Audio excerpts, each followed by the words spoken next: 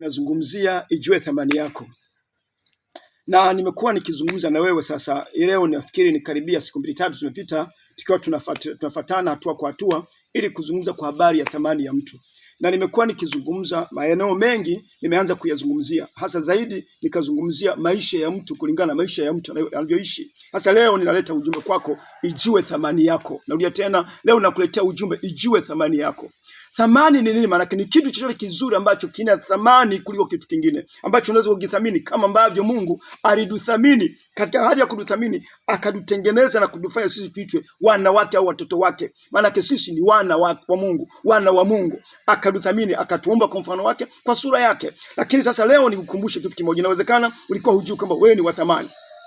Katika mazingira mapito ukawa unapita kwenye mazingira mbalimbali ambayo yamekufanya wakati au yageuzia mfumo maisha yako, ukatoka huku ulikokuwa ukajipeleka mahali ambako hakustahili, na ukajikuta ile thamani yako umeishusha. Katika hali ya kushusha thamani yako ukajikuta umejiingiza mahali pasipostahili. Nilizungumza nawe kwenye clip zilizotangulia ya kwamba wewe ni mtoto wa kiume, wewe ni mtoto wa kike, na tayari kuna mazingira mabadiliko ya kesho ambayo yatakufanya kesho uitwe mama, kesho uitwe baba. Lakini sasa ikafika makutoji kujua thamani yako, ukabadilisha mfumo wa maisha yako. Ulikuwa wa kiume ukajibadilisha ukawa wa kike, ulikuwa wa kike ukajibadilisha ukawa wa kiume, ukatengeneza mfumo ambao wewe mwenyewe unaujua, lakini wakati mwingine inawezekana hujui kwamba kuna madhara gani, kwamba kuna kitu kinachoendelea, ukajikuta umejiingiza kwenye shida. Sasa sikiliza, naomba nizungumze na wewe, ijue thamani yako. Mungu anakuthamini, Mungu anakujali, Mungu anakupenda. Ndio maana amenituma kwako, kwa sababu ya thamani yako ulionayo, kwamba ile akili uliyokuwa nayo ya kujiona wewe sio chochote, sio lolote, hata ukajiingiza kwenye mifumo ambayo haistahili. Ulikuwa wa kiume ukajifanya kuwa wa kike, ulikuwa wa kike ukageuza maumbile yako yakatumika kitofauti. Sikiliza, Mungu anakupenda. Ndio maana analeta ujumbe kwako ili unisikilize